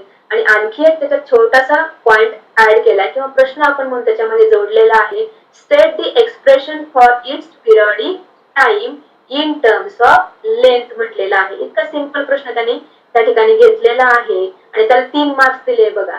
मग तोच प्रश्न आणखी वेगळ्या प्रकारे विचारलाय. व्हॉट इज कोनिकल पेंडुलम, म्हणजे कोनिकल पेंडुलमची डेफिनेशन त्यांनी विचारली आहे आणि obtain an expression for its time period. इथं फक्त स्टेट करायला सांगितलंय टाइम पिरियडचं इक्वेशन आणि इथे ते मिळवायला सांगितलंय, म्हणून मार्कांमध्ये सुद्धा आपल्याला फरक दिसतोय. इथे 3 मार्क्स आहेत आणि इथे 4 मार्क्स आहेत. म्हणजे प्रश्न तोच आहे, फक्त थोडस त्याच्यामध्ये व्हेरिएशन केलं की काय होतंय, त्या ठिकाणी त्याचं वेटेज त्या ठिकाणी त्यांनी वेगळं केलेलं आहे. 3 मार्क किंवा 4 मार्क्स आपण म्हणून इव्हन 2 मार्क आहे. फक्त डायग्राम जर काढायला विचारली तर डायग्राम 1 मार्क साठी असेल आणि त्या डायग्रामला जर आपण प्रॉपर लेबलिंग केलं तर त्यासाठी किती मार्क असेल, 1 मार्क असणार आहे. असे झाले डायग्रामचे 2 मार्क. आणि टाइम पिरियड आपण फक्त स्टेट केला तर हा टाइम पिरियड आहे बघा, कॅपिटल टी सांगतोय time period of conical pendulum which is equal to 2 pi under square root l cos theta upon g. हा झाला त्याचा टाइम पिरियड. हे जर आपलं करेक्ट आपण लिहिलेलं असेल तर बघा 1, 2 आणि 3 मार्क, डायरेक्टली आपल्याला 3 मार्क्स त्या ठिकाणी मिळालेले आहेत. आता हाच प्रश्न जर 4 मार्कांसाठी बघितलं तर डेफिनेशन आठ झाली आहे, म्हणून डेफिनेशनला 1 मार्क गेला, 1 मार्क डायग्राम साठी गेला आणि आपल्याला ते इक्वेशन जे पिरियडचं आपण डायरेक्टली आता लिहिलंय, फक्त स्टेट केलं होतं, ते जर आपल्याला प्रूव्ह करायचं असेल तर या ठिकाणी ह्या टेन्शनचे व्हॅल्यू दिसतंय. नोटेशन T0 असेल किंवा T असेल, T साइन थिटा असेल, T कॉस थिटा असेल किंवा इथे मी घेतले T0 sine theta, T0 cos theta, पण त्यांच्या उजव्या साईडला ज्या व्हॅल्यूज आहेत त्या मात्र आपल्या बरोबर असल्याच पाहिजे. त्या स्टेपला आपण म्हणू 1 मार्क आहे आणि फायनल तुम्ही स्टेप मिळवली T that is time period तर तुम्हाला तो 1 मार्क देणार आहे. म्हणजे मधल्या स्टेप्स तुम्ही परफॉर्म करत लास्ट स्टेप पर्यंत येणार आहात. म्हणजे टोटल तुमचे मार्क्स त्या ठिकाणी बघा, डायग्राम डेफिनेशन 2 मार्क आणि टेन्शनच्या व्हॅल्यूज काढल्या प्रॉपर 3 मार्क आणि टीचं इक्वेशन तुमचं एकदम बरोबर आलं तो शेवटचा 1 मार्क आपण म्हणू. असे 4 मार्क्स या ठिकाणी तुम्ही मिळवणार आहात. आता याच्यामध्येच बघा कोनिकल पेंडुलम वरती ऑब्जेक्टिव्ह सुद्धा टाकलेला आहे, आलेला आहे, बोर्डाला विचारलं गेलेलं आहे आणि ते ऑब्जेक्टिव्ह सुद्धा इतकं सोपं आहे. पण हे सोपं कधी वाटतं, जर आपण त्या पॉइंटचं स्टडी केलेलं असेल तर आपल्याला सोपं वाटतं. इथे सुद्धा बघा वरती आपण टाइम पिरियड काढलाय, काही एका ठिकाणी आपण फक्त स्टेट केला, परंतु इथे सुद्धा तेच टाइम पिरियड विचारलेला आहे बघा. आणि त्याच्यामध्ये थोडंसं व्हेरिएशन केलंय ते आपण बघूया. आता टाइम पिरियड आपल्याला दिसतोय T equal to 2 pi under square root l cos theta upon g. हा फॉर्मॅट आहे टाइम पिरियड साठीचा. आता यांनी विचारताना थोडासा बदल कसा केलाय बघा, टाइम पिरियडच विचारलाय कोनिकल पेंडुलमचा, परंतु कशा पद्धतीने विचारलाय म्हणजे ऑब्जेक्टिव्ह त्यांनी कसे दिलेत बघा, इथे थोडे कन्फ्युज करणारे ऑब्जेक्टिव्ह दिले. आता आपण जर टाइम पिरियड बघितला तर T is equal to 2 pi under square root l cos theta upon g आपल्याला दिसतोय. इथे तर आपल्याला 2 पाय दिसतोय परंतु under square root l cos theta upon g दिसतोय की तो आपल्याला सिलेक्ट करताना आपण कन्फ्युज होतो. 2 पाय दिसल्यावर आपण कधी कधी टिक मार्क करून नाही मोकळं होतो किंवा लिहून टाकतो, पण या ठिकाणी उत्तर कोणतं बरोबर आहे, 4 pi under square root l cos theta upon 4 g. फक्त रिअरेंज केलेला आहे. आता हा जो 4 इथं हा जो 4 आहे तो 4 जर आपण स्क्वेअर रूटच्या बाहेर घेतला तर त्याचा स्क्वेअर रूट 4 चं किती निघेल, 2 निघेल. 4 पाय डिवाइडेड बाय 2 केलं तर आपल्याला इथे न्यूमरेटरला काय आलं, 2 पाय आणि अंडर स्क्वेअर रूट काय शिल्लक राहिलं, एल कॉस थिटा अपॉन जी शिल्लक राहिलेला आहे. म्हणजे अशा पद्धतीने टीचा जो फॉर्म्युला आहे तो मॉडिफाय करून त्यांनी बहुपर्यायी प्रश्नामध्ये सुद्धा टाकलेला आहे. पण हे जर आपण अंडरस्टँडिंगने केलं, समजून घेतलं तर आपल्या लक्षात येईल. नाहीतर आपण काय करतो, डायरेक्टली 2 पाय दिसतोय ना, हा आपण वाचलेलं आहे त्या फॉर्म्युल्यामध्ये 2 पाय काय आहे, मल्टिप्लाइड टर्म आहे, स्क्वेअर रूटच्या बाहेर आहे. डायरेक्टली आपण हा ऑब्जेक्टिव्ह सिलेक्ट करतो आणि नंतर आपल्या लक्षात येतं की तो पर्याय आपला चुकलेला आहे. त्यामुळे बहुपर्यायी प्रश्न विचारताना थोडंसं मॉडिफिकेशन त्यांनी या पद्धतीने आवर्जून मुलांना कन्फ्युज करण्यासाठी विचारलेलं होतं. ते आपल्या लक्षात अभ्यासानंच येतं. त्यासाठी आपल्याला हा प्रश्न सुद्धा अभ्यासाला घ्यायचा आहे आणि तो मी या ठिकाणी इन्क्लूड केलेला आहे की कोनिकल पेंडुलम वरती ऑब्जेक्टिव्ह लॉंग आन्सर क्वेश्चन किंवा शॉर्ट आन्सर क्वेश्चनही विचारला जाऊ शकतो. कोनिकल पेंडुलमची डेफिनेशन सुद्धा 1 मार्कासाठी विचारली जाऊ शकते. हे बघा, ही डेफिनेशन आपल्याला दिसते कोनिकल पेंडुलमची, त्याला 1 मार्काचा क्वेश्चन आपण करू शकतो. व्हेरी शॉर्ट आन्सर त्यासाठी 1 मार्क मिळवता येईल. किंवा फक्त काय विचारली काढायला बघा, draw NEET level diagram of conical pendulum, तर तर या पद्धतीने आपली डायग्राम असली पाहिजे बघा. हा स्पियर असला, स्पियर ड्रॉ केलेला आहे, हॉरिझॉन्टल सर्कल आपण म्हणू, हॉरिझॉन्टल प्लेन मध्ये तो दाखवलेला आहे. त्यावरती ऍक्ट होणारे जो दोन फोर्सेस म्हणजे टेन्शनच्या फॉर्म मध्ये दाखवलेले T cos theta, T sine theta यांचं रिप्रेझेंटेशन तेवढंच प्रॉपर असलं पाहिजे. आणि डाऊनवर्ड डिरेक्शन दाखवलेला mg हा जो फोर्स आहे, इथं म्हटले बघा mg वेट ऑफ स्पियर किंवा बॉब म्हटलंय, त्याचं जे डाऊनवर्ड डिरेक्शन असलेलं वेट आहे त्याला म्हटलंय mg. आणि इथं टेन्शन इन दी स्ट्रिंग, ही जी स्ट्रिंग टाईट केलेली दिसते आपल्याला, ही मीन पोझिशन आहे. आणि मीन पोझिशन मधून पासून तो डिस्प्लेस झाल्यानंतर जो हॉरिझॉन्टल सर्कल मध्ये फिरतोय ते त्यावेळेस त्या स्ट्रिंग मध्ये आलेलं टेन्शन आपण टी म्हटलेलं आहे. म्हणजे अशी डायग्राम जर आपण काढली विथ लेबलिंग तर 2 मार्क ह्या डायग्राम साठी आहेत. म्हणजे 2 मार्काचाही प्रश्न आहे, 3 मार्काचाही क्वेश्चन आपला ऑटोमॅटिक या ठिकाणी तयार होतो. म्हणजे असे जे काही पॉइंट्स आहेत, ठराविक पॉइंट्स आपण त्या टॉपिक मधले परफेक्ट तयार केलेच पाहिजे. डेरिव्हेशनचा भाग आहे बघा. त्यानंतर आता ह्या काही ज्या डायग्राम्स आपल्याला आहेत बघा, इथं ऑब्जेक्ट म्हटलेलं आहे, ऍक्सिस ऑफ रोटेशन म्हटलंय आणि हा मोमेंट ऑफ इनर्शिया आहे. मी आधीच सांगितलंय की हा जो रोटेशनल डायनॅमिक्स टॉपिक आहे त्याच्यामध्ये 2 टॉपिकचा समावेश नवीन पुस्तकामध्ये केलेला आहे. हे 2 टॉपिक्स आपण म्हटलं, पहिला झालं सर्क्युलर मोशन आणि दुसरा जो रोटेशनल मोशन होता, त्या रोटेशनल मोशन मध्ये सगळ्यात महत्वाचा घटक आपण म्हणू मोमेंट ऑफ इनर्शिया. आणि हा मोमेंट ऑफ इनर्शिया काही ठराविक ऑब्जेक्ट साठी आपल्याला पाठच करणं मस्ट आहे. म्हणजेच आपल्याला तो न्यूमरिकल सॉल्व्ह करताना इतका उपयोगी पडतो की फास्ट आपलं न्यूमरिकल काय होतं, सॉल्व्ह करून होतं बघा. आधी इथे आपण 2 ऑब्जेक्ट घेतले, थिन रिंग किंवा त्याला म्हटले हॉलो सिलेंडर. त्याचा ऍक्सिस ऑफ रोटेशन कसा आहे, अबाउट दी सेंटर आहे. That means that thin ring rotate about its axis of centre और axis passing through that centre. नंतर इथं थिन रिंगच म्हटलंय पण ऍक्सिस ऑफ रोटेशन काय आहे, अबाउट इट्स डायमीटर. बघा हा जो डायमीटर दाखवलेला आहे त्या सर्क्युलर लूपचा किंवा रिंग आपण त्याला म्हणतोय, त्या रिंगचा हा डायमीटर दाखवलाय आणि अलॉंग डायमीटर ते लूप काय होते किंवा थिन रिंग काय होते, रोटेट होते. मग अशा बॉडीसाठी, अशा ऑब्जेक्ट साठी मोमेंट ऑफ इनर्शिया हा एक फिक्स आहे, त्याची value I equal to 1/2 mr² किंवा आपण म्हणू शकतो mr²/2. अशा पद्धतीने ह्या काही बॉडीज ऑब्जेक्टचा मोमेंट ऑफ इनर्शिया आपला डोक्यामध्ये फिक्स असलाच पाहिजे. पुढे मी अशा काही बॉडीज दाखवल्या आहेत, ऑब्जेक्ट दाखवले. इथे युनिफॉर्म डिस्क आहे, रॉड आहे, त्यानंतर हा मेटल रॉड असला तरी ऍक्सिस ऑफ रोटेशन इथे सेंटर मधून जाणारा आहे. इथे ऍक्सिस ऑफ रोटेशन एका एंड मधून पास होणारा आहे. म्हणून 2 म्हणजे एकाच रॉड साठी मोमेंट ऑफ इनर्शियाच्या आपल्याला 2 व्हॅल्यू दिसतात. हे सुद्धा लक्षात ठेवताना आपण काहीतरी क्ल्यू त्या ठिकाणी वापरला पाहिजे. आणि दोन्ही इक्वेशन मध्ये आपल्या किंवा दोन्ही मोमेंट ऑफ इनर्शियाच्या व्हॅल्यूज आपल्या उलट इंटरचेंज होणार नाहीत याची काळजी आपण घेतली पाहिजे. बघा इथे ml² आपण 12 दिसतंय आणि इथे mr² आपण 3 दिसतंय. हे कशामुळे, फक्त ऍक्सिस ऑफ रोटेशन कसा आहे, वेगवेगळा आहे म्हणून हे 2 फॉर्म्युले थोडीशी वेगळी आपल्याला दिसत आहेत. म्हणजे हे जर काही मोमेंट ऑफ इनर्शिया फॉर्म्युला वजा आपण लक्षात ठेवले तर न्यूमरिकल सॉल्व्ह करायला 100% आपल्याला मदत होते. कमी वेळात आपण न्यूमरिकल सॉल्व्ह करतो. त्याचं उदाहरण म्हणून आपण पुढची स्लाइड घेतलेली आहे बघा. आता इथे सुद्धा ऑब्जेक्टिव्ह त्यांनी बोर्डाला विचारलेला आहे की मोमेंट ऑफ इनर्शिया कोणत्या बॉडीसाठी, सर्क्युलर लूप त्यांनी म्हटलंय की ज्याची रेडियस r आहे आणि कोणत्या डिस्टन्सला त्यांना moment of inertia find out करायचा आहे, तर r/2. मग आता इथे बघा मी डायग्राम मध्ये दाखवलंय की ही जर आपण रेडियस म्हटली, सेंटर पासून सर्कमफरन्स पर्यंतचं डिस्टन्स आपण म्हटलं तर ही रेडियस त्या सर्क्युलर लूपची आहे. आणि त्या रेडियसचा हाफ डिस्टन्स म्हटलं तर बघा सेंटर पासून एवढंच डिस्टन्स जे दिसतंय त्याला मी काय म्हणेल, r/2 म्हणेल. आणि ह्या सेंटर मधून पास होणाऱ्या ऍक्सिसला पॅरलल आपण एक लाईन ड्रॉ केली, ती किती डिस्टन्सला, तर r/2 या डिस्टन्सला. म्हणून हे 2 ऍक्सिस काय झाले, एकमेकाला पॅरलल झाले. आणि मग आपण वापरू शकतो पॅरलल ऍक्सिस थेरम. मग पॅरलल ऍक्सिस थेरम आपला काय आहे, मग ICM plus mr/2 bracket square. इथं r/2 का आलं, तर हे डिस्टन्स आहे ज्या ऍक्सिसच्या अलॉंग आपल्याला moment of inertia find out करायचा आहे त्या ऍक्सिसचं सेंटर पासूनचं जे डिस्टन्स आहे ते घेतलंय आपण r/2.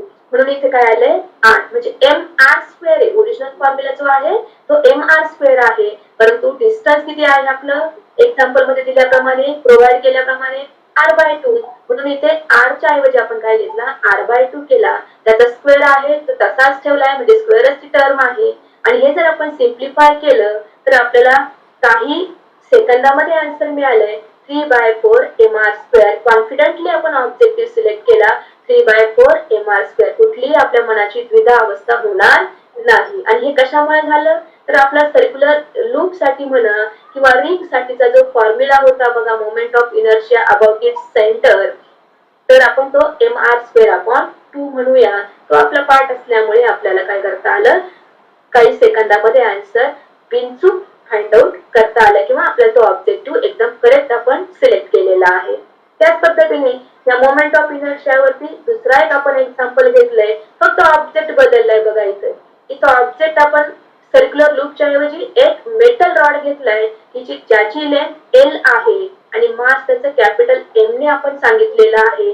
अशा रॉड साठी त्यांनी विचारलंय की मोमेंट ऑफ इनर्शिया किती असेल, ते डिस्टन्स त्यांनी मेन्शन केले बघा इथे, थ्रू ए पॉइंट. कोणत्या डिस्टन्सला, की तो पॉइंट कुठे असेल, midway between its centre and one end perpendicular to its length. म्हणजे हा ऑब्जेक्टिव्ह जर आपण व्यवस्थितपणे वाचला तर याप्रमाणे आपण डायग्राम ड्रॉ करतो बघा. हा मी मेटल रॉड या ठिकाणी दाखवलेला आहे, त्याची लेंथ मी एन म्हटलेली आहे. आणि मग हा जर सेंटर असेल त्या मेटल रॉडचा, तर सेंटर पासून आणि वन एंड पासून मिडलला आपण म्हणू, मिडल पॉइंटला एक ऍक्सिस ऑफ रोटेशन आपल्याला दाखवायचा आहे. आणि मग ऍक्सिस ऑफ रोटेशन आपण I0 ने सांगितला, तर तो किती डिस्टन्सला आला सेंटर पासून, l/4 एवढा डिस्टन्सला आला. कारण टोटल लेंथ किती झाली, l झाली. हाफ लेंथ आपण म्हटलं तर l/2 झाली, आणि हाफच्याही हाफ आपण डिस्टन्स घेतलेला आहे, तर ते किती झाले l/4. आपण डिस्टन्स नाही घेतलं तर तेवढ्या डिस्टन्सला आपल्याला मोमेंट ऑफ इनर्शिया एक्झाम्पल मध्ये विचारलंय, म्हणून ऑटोमॅटिक ते डिस्टन्स किती झालं, l/4 झालंय. परत एकदा बघा, हा axis of rotation passing through its centre and perpendicular to its length केलेला आहे. मग डायरेक्टली आपण तो लिहून टाकला बघा, IC moment of inertia about its centre, मग ml²/12 डायरेक्टली आपण लिहून टाकला. चुकण्याची शक्यताच नाही, कारण तो आपला पार्ट आहे, तो आपण पार्ट केलेला आहे. आणि राहिला कोणती टर्म, mh². m काय आहे, मास आहे, ते तसंच आपण लिहिलेलं आहे. आणि h म्हणजे काय, हे जे डिस्टन्स, की किती डिस्टन्सला आपल्याला सेंटर पासून moment of inertia find out करायचा आहे.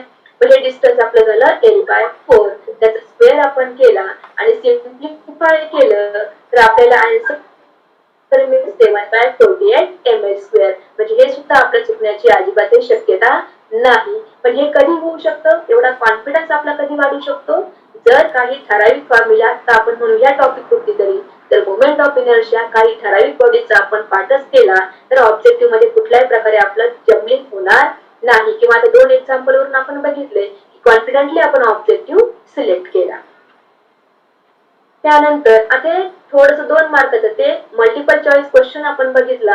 आता हे 2 मार्काचं एक्झाम्पल आपण बघितलं मोमेंट ऑफ इनर्शिया वरती. तर इथे सुद्धा बघा ऑब्जेक्ट बदललाय. आपण सर्क्युलर लूप बघितलं, मेटल रॉड बघितला, आणि तिसरा ऑब्जेक्ट आपण म्हणून सॉलिड सिलेंडर. हे तीनही एक्झाम्पल बघून मला विद्यार्थ्यांना एवढंच सांगायचं आहे की हे ठराविक मोमेंट ऑफ इनर्शिया पार्ट असल्यामुळे आपल्याला एक मार्क किंवा 2 मार्काचं हे जे न्यूमरिकल आहे हे इझिली आपल्याला सॉल्व्ह करता येतं.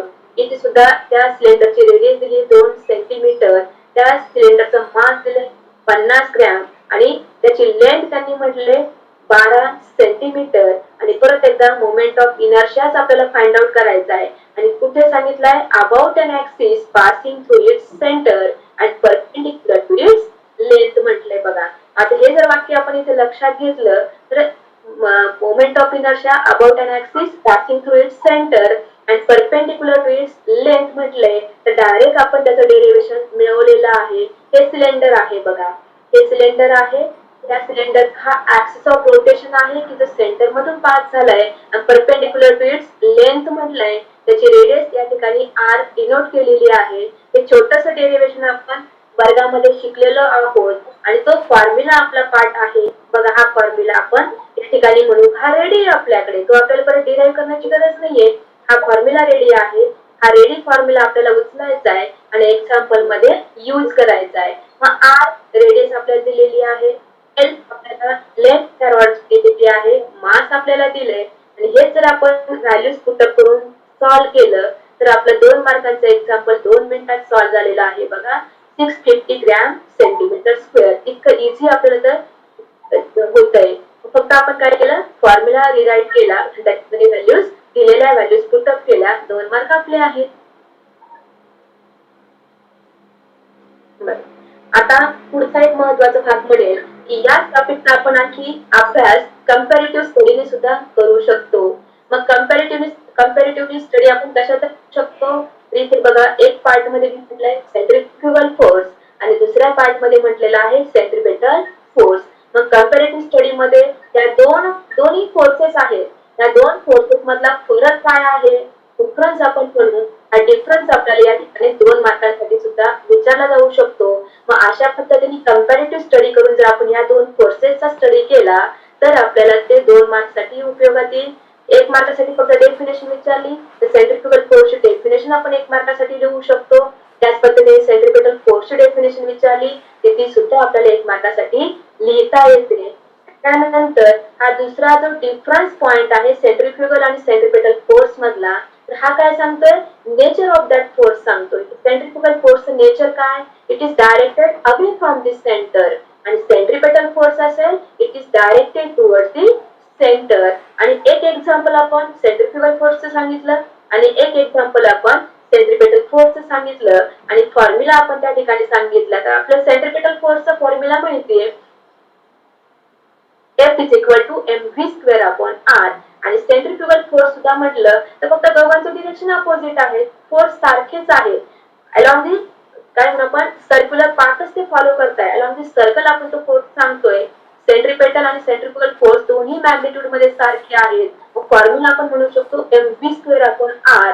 फक्त डिरेक्शन दोघांचे अपोजिट असल्यामुळे सेंट्रिफ्युगल फोर्स लिहिताना आपण तोच फॉर्म्युला सांगणार, फक्त त्याला आपल्याला निगेटिव्ह साइन द्यायचंय, that is -mv square upon r आपण असं म्हणू शकतो. म्हणजे अशा 4 पॉइंट्स जर आपण सेंट्रिफ्युगल फोर्स साठी सेंट्रिपेटल फोर्स साठी लिहिले तर 2 मार्काचा डिफरन्स आपला ऑटोमॅटिक तयार झालेला आहे.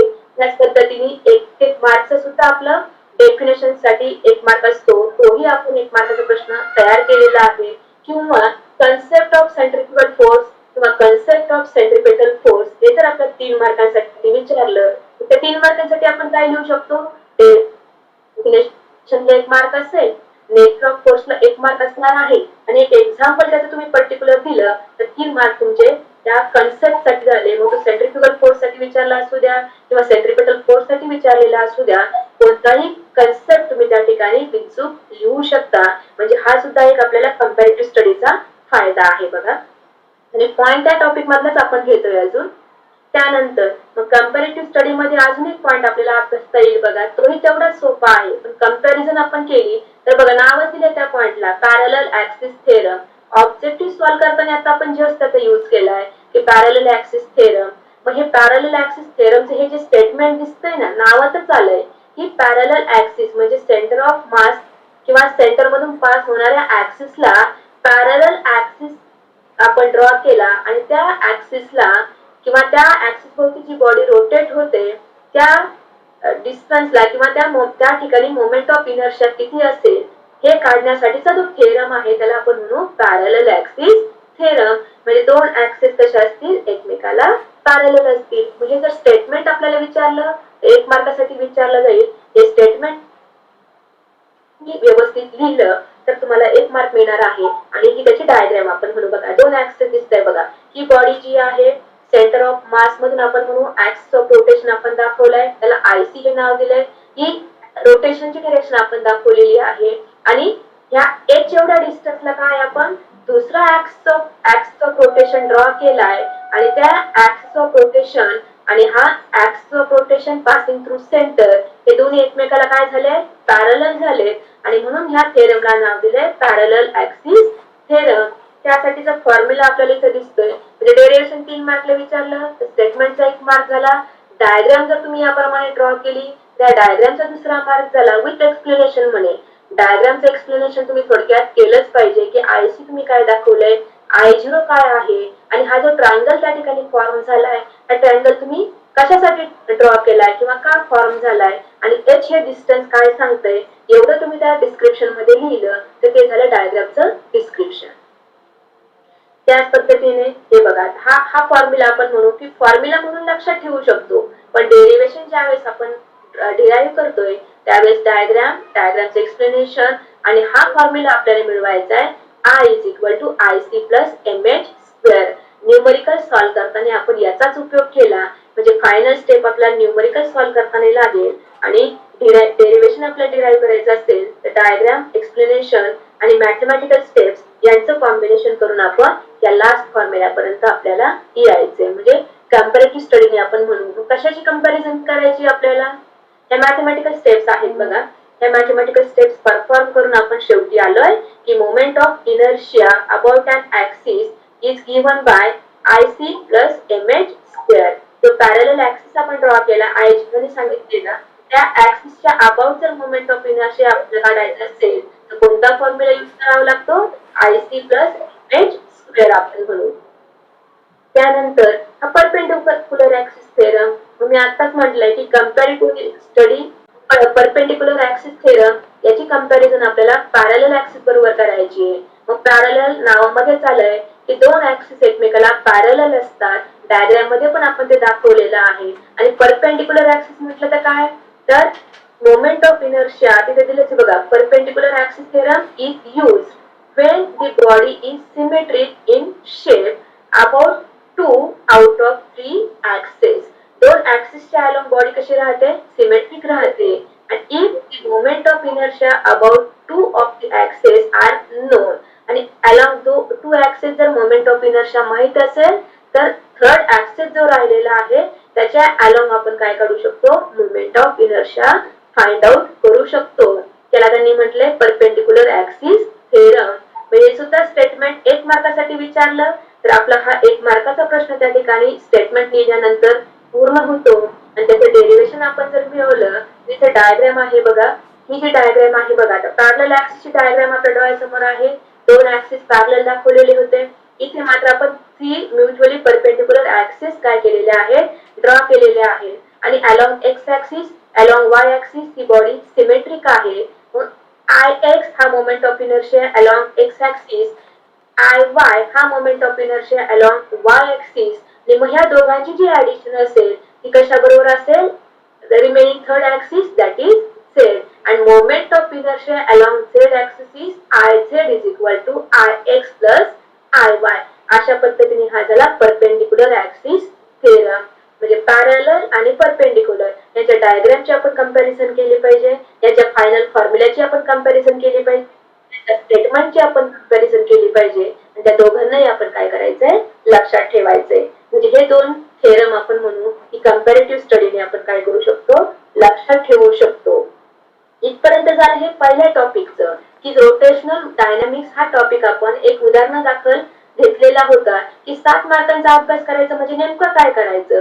तर त्याच्यामध्ये आपण घेतलं की कंपॅरेटिव्ह स्टडी आपण करू शकतो, काही ठराविक बॉडीचा मोमेंट ऑफ इनर्शिया आपण पाठ करू शकतो, किंवा आपण म्हटलंय की जे क्वेश्चन रिपीट झालेले आहेत त्या क्वेश्चनचा स्टडी करून त्याचे आन्सर्स आपण लिहून काढू शकतो. म्हणजे लिखाणाचे सराव त्या ठिकाणी आपला होणार आहे आणि ऑटोमॅटिक फॉर्म्युले आपले तयार होत जातील आणि न्यूमरिकल सुद्धा आपण इझिली सोडवू शकतो. अशा पद्धतीने पहिल्या टॉपिकचं जे 7 मार्कांचं वेटेज आहे ते आपण काय केलंय, या अशा अभ्यास करण्याची ही जी पद्धत आपण मी सांगितली त्याद्वारे आपण ते 7 मार्क्स नक्कीच मिळवू शकतो.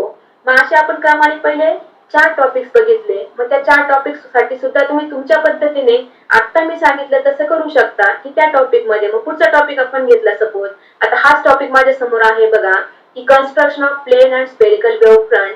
तर हे मी डायग्राम साठी घेतलेलं आहे. या टॉपिकचं नाव आहे वेव्ह ऑप्टिक्स म्हणून.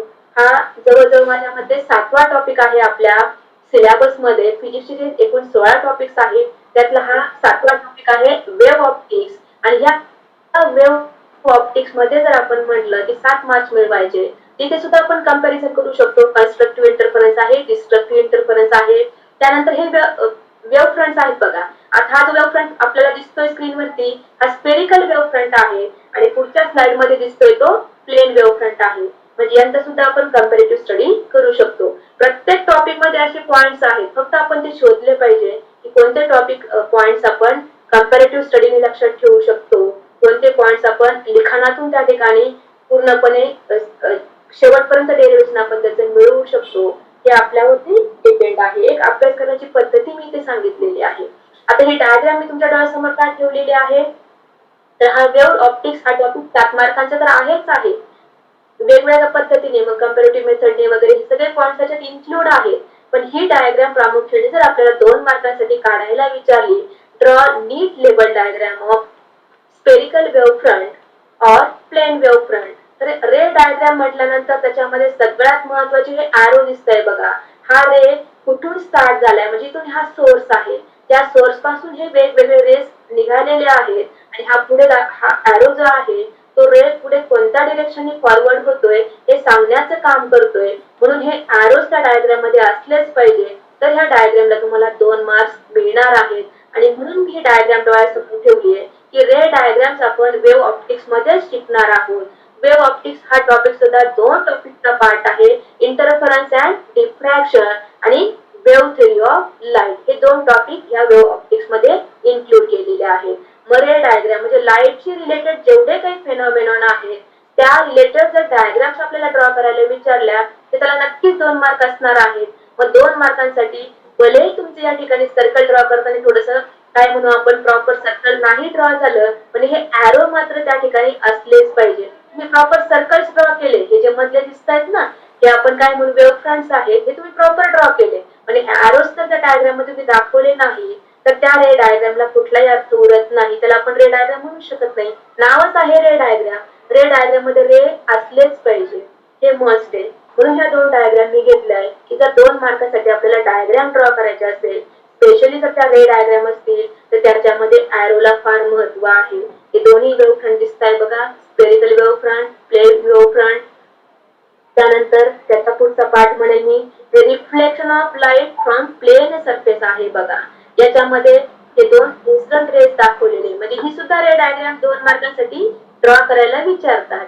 ही डायग्राम जर आपल्याला ड्रॉ करायला विचारली तर बघा इथे एरोज दाखवलेले आहेत. हे इन्सिडेंट रेज आपण म्हणू की नॉर्मल दाखवलेली आहे आणि हे रिफ्लेक्शन आहे. म्हणून ज्या मीडियम मध्ये लाईट इन्सिडेंट झाली आहे त्याच मीडियम मध्ये लाईट काय झाली आहे, रिफ्लेक्ट झालेली आहे.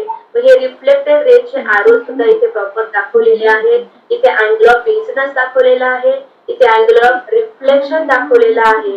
इथे बघा थोडस निळसर दिसतंय, इथे अँगल ऑफ रिफ्लेक्शन म्हटलंय.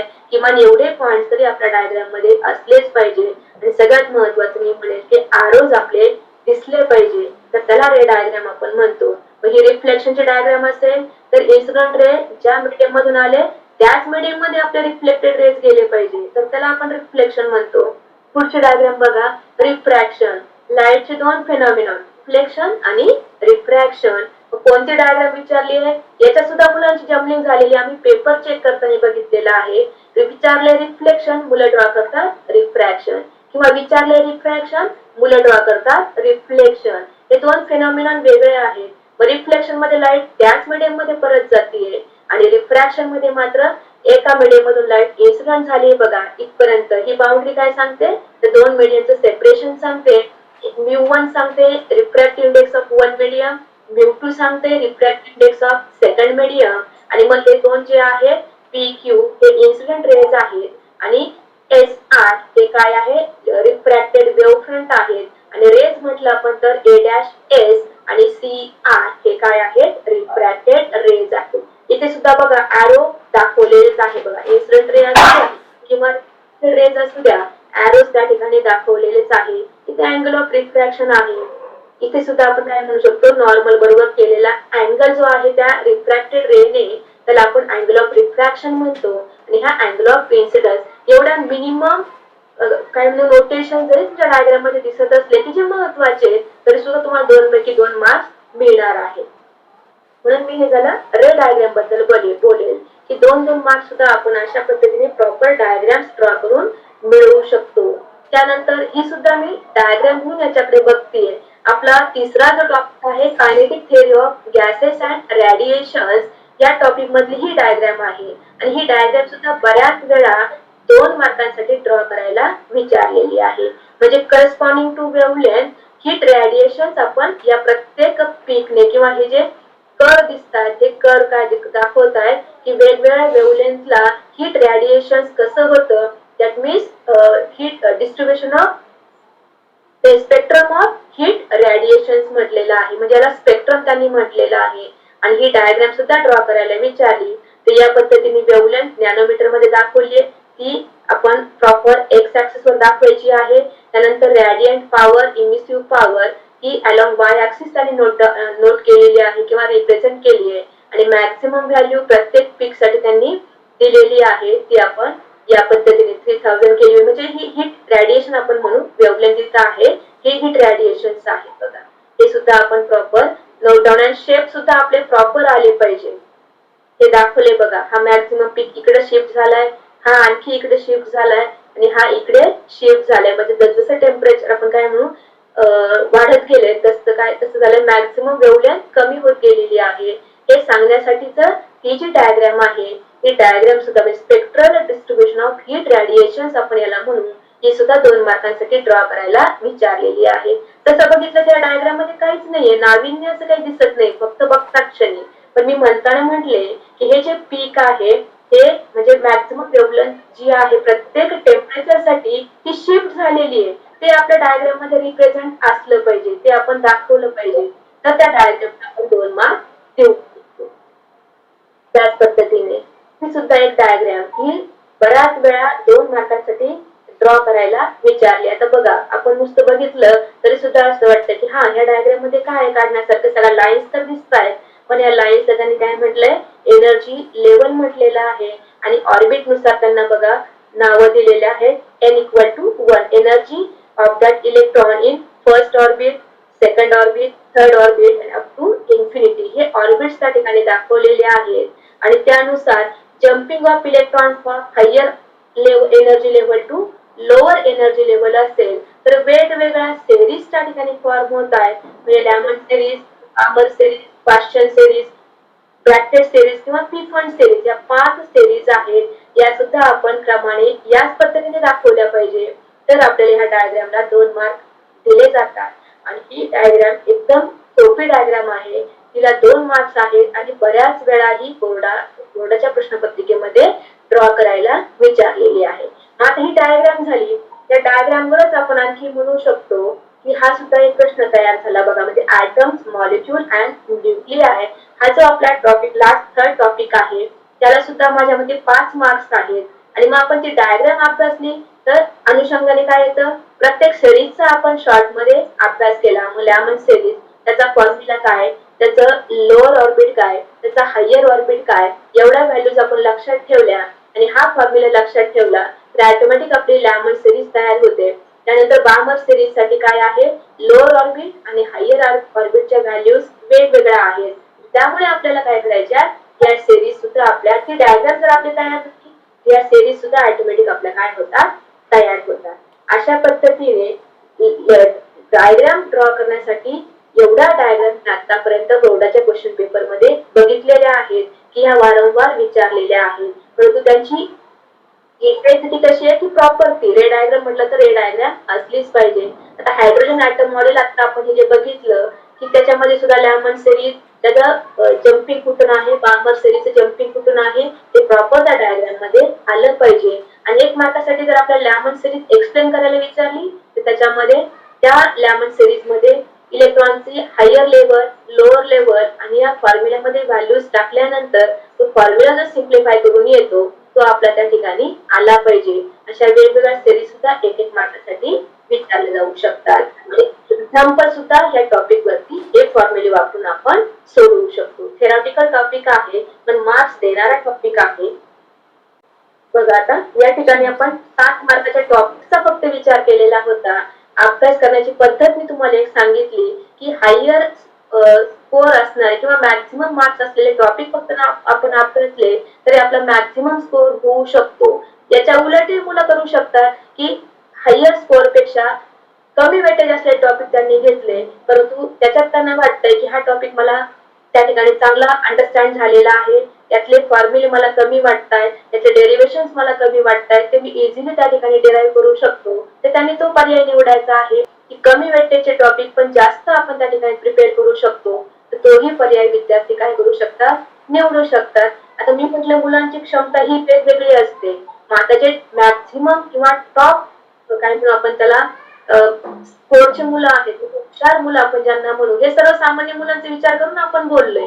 मग आता याच पद्धतीने जर हायेस्ट स्कोर करणारे मुलं असतील तर तेही हे हायेस्ट मॅक्सिमम मार्क्सचे टॉपिक प्लस आणखी त्यांच्या कॅपॅसिटीनुसार, मग तो करंट इलेक्ट्रिसिटी असू द्या, मॅग्नेटिझम असू द्या, हे जे टॉपिक्स आहेत 4-4 मार्कांचे, त्यामध्ये सुद्धा काही नाही फार. मग आपण जर करंट इलेक्ट्रिसिटी सारखा टॉपिक घेतला तर टॉपिक मध्ये सुद्धा आपल्याला काय दिसेल, फक्त मीटर ब्रिज दिसेल, पोटेन्शियोमीटर दिसेल, मॅग्नेटिझम ज्याला आता नवीन टेक्स्टबुक मध्ये नाव दिले मॅग्नेटिक मटेरियल्स, तर त्याच्यामध्ये आपण फक्त म्हणू कंपॅरेटिव्ह स्टडी ऑफ पॅरामॅग्नेटिझम, फेरोमॅग्नेटिझम अँड डायमॅग्नेटिझम असे पॉइंट्स इन्क्लूड केलेले आहेत. म्हणजे प्रॉपर्टीज आहेत फक्त. फेरोमॅग्नेटिक मटेरियलच्या प्रॉपर्टीज काय, पॅरामॅग्नेटिक मटेरियलच्या प्रॉपर्टीज काय किंवा डायमॅग्नेटिक मटेरियलच्या प्रॉपर्टीज काय, आणि ह्या जर प्रॉपर्टीज आपल्याला तिघांच्या माहित असतील तर कोणत्याही दोघांमधला डिफरन्स सुद्धा आपल्याला विचारला तर तोही आपण 2 मार्कांसाठी लिहू शकतो. म्हणजे मुलं फक्त आपली कपॅसिटी ओळखून त्यांनी काय करायचंय, सिलेक्टिव्ह टॉपिकचा स्टडी करायचा आहे आणि मॅक्झिमम स्कोअर करायचा आहे असं मला वाटतं.